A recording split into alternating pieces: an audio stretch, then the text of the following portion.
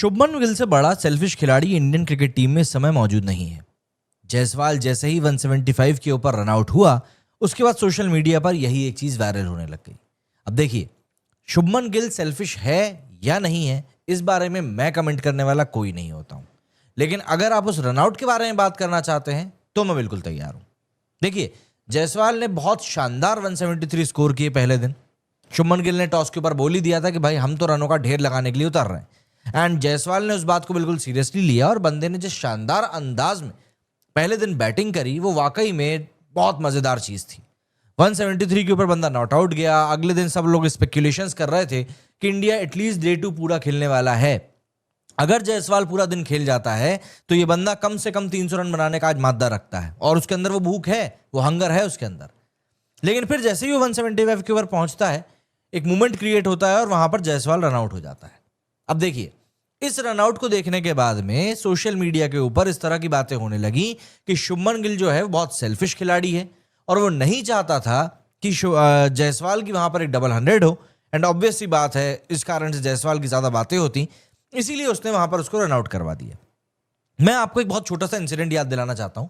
जब अभी India last time Australia के टूर पे थी, तब ऐसा ही एक मोमेंट क्रिएट हुआ था। मुझे एग्जैक्ट टेस्ट मैच तो याद नहीं है, लेकिन वहां पर भी जायसवाल ने एक ball straight into the hands of fielders मारी थी और उसके बाद वो दौड़ गया था। नॉन स्ट्राइकर एंड पर विराट कोहली खड़े थे और वो दौड़े नहीं एंड इवेंचुअली जायसवाल आउट हो गया।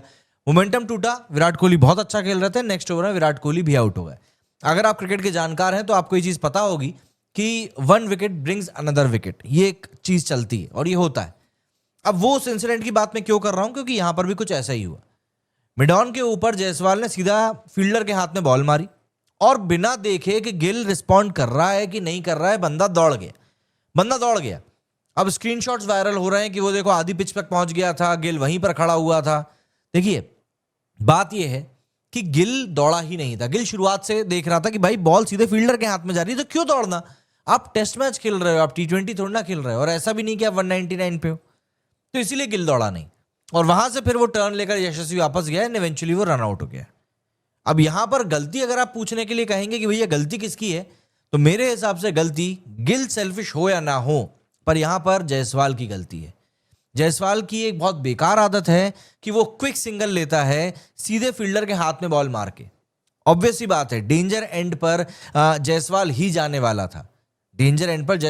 जाने वाला था, बट जब फील्डर इतने शॉर्ट में खड़ा होता है ना, तब उसके पास भी चांस होता है कि वो दूसरे एंड पर बॉल मार दे। क्रिकेट में नियम सिंपल सा चलता है कि जो भी खिलाड़ी डेंजर एंड की तरफ जा रहा होगा, जैसे इस केस में यशस्वी था, जो भी खिलाड़ी डेंजर एंड की तरफ जा रहा होगा, कॉल उसी को लेना है कि भाई रन है या नहीं। तो कॉल तो यहां पर जायसवाल का ही था, लेकिन गिल ने भी वहां पर देखा कि यार बॉल सीधे फील्डर के ही हाथ में जा रही है, नहीं पॉसिबल हो पाएगा रन, और उसने नहीं दौड़ा एंड इवेंचुअली वहां पर जायसवाल आउट हो गया। अब इस पूरी सिचुएशन को जो कई सारे लोग, जो मुझे ऐसा समझ में आ रहा है, जो क्रिकेट को नहीं समझते हैं या उनको नहीं समझ में आता किस तरीके से चीजें काम करती हैं, वो लिटरली गिल को यहां पर ब्लेम कर रहे हैं कि भाई गिल जो है वो एक सेल्फिश खिलाड़ी है और जायसवाल की 200 ना हो जाए इसीलिए उसने डिक्लेयर कर दी नहीं। 194 पे थे सचिन तेंदुलकर मुल्तान में, जिस मैच में सहवाग ने ट्रिपल सेंचुरी मारी थी, और तब राहुल द्रविड़ ने उस इनिंग को वहां पर डिक्लेयर कर दिया था, है ना, 194। आप समझ रहे हैं? तो यहां पर तो कुछ भी बात नहीं थी। अब देखिए, यहां पर पूरा खेलना कॉलिंग का है कि भाई आप कॉल कैसे कर रहे हो, किस सिचुएशन में हो, प्लस यहां पर हम टेस्ट मैच की बात कर रहे हैं। इसीलिए आप गिल को कंप्लीटली गलत नहीं ठहरा सकते कि नहीं पूरी गलती गिल की थी। अच्छा, ये सब कुछ वायरल हुआ तो एक और स्टैट निकलकर सामने आ गया, और वो सही भी है कि आप चाहे टेस्ट की बात कर लो, चाहे T20 की बात कर लो, दोनों में ही गिल से बेहतर जायसवाल है।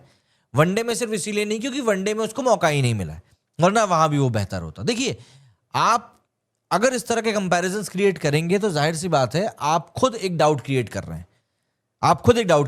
जैसे हम लोग बात करते हैं रोहित शर्मा, विराट कोहली के बारे में। दोनों महान खिलाड़ी, दोनों समकालीन खिलाड़ी, दोनों ने अपना अपना कंट्रीब्यूशन दिया। लेकिन अगर आप ये देखने के लिए जाएंगे कि कौन बेस्ट है और कौन बेस्ट नहीं है, तो जी रन्स और रिकॉर्ड्स के मामले में कोहली आगे है, लेकिन जब ICC ट्रॉफीज की बारी आएगी तब रोहित आगे। सबका अपना अपना हिस्से का कंट्रीब्यूशन होता है। तो यहां पर एक जबरदस्ती का एक नैरेटिव क्रिएट ना ही किया जाए कि गिल से बड़ा सेल्फिश खिलाड़ी कोई नहीं है, तो मेरे हिसाब से बेहतर रहेगा, क्योंकि ये सिचुएशन है नहीं वैसी कि आप वैसा कुछ करें। हाँ, ये एक अनलकी चांस था जिस पर कि जायसवाल आउट हो गया। आप बिल्कुल उस सिचुएशन को जाकर इंटरसेक्ट कर सकते हैं कि भाई वहां पर किसकी गलती थी, किसकी नहीं थी। बट आपको इस फैक्ट को भी कंसिडर करना ही पड़ेगा कि जायसवाल की एक बहुत बेकार आदत है, सीधे फील्डर के हाथ में बॉल जैसी जाती है, वो बंदा बिना देखे पार्टनर आ रहा है या नहीं आ रहा दौड़ लगा देता है। मेरे हिसाब से यहाँ पर गिल गलत नहीं थे, कॉलिंग की यहाँ पर थोड़ी दिक्कत हुई एंड जायसवाल एक वेल डिजर्व्ड, मैं सीधे कहूंगा 300 से मिस हुआ है।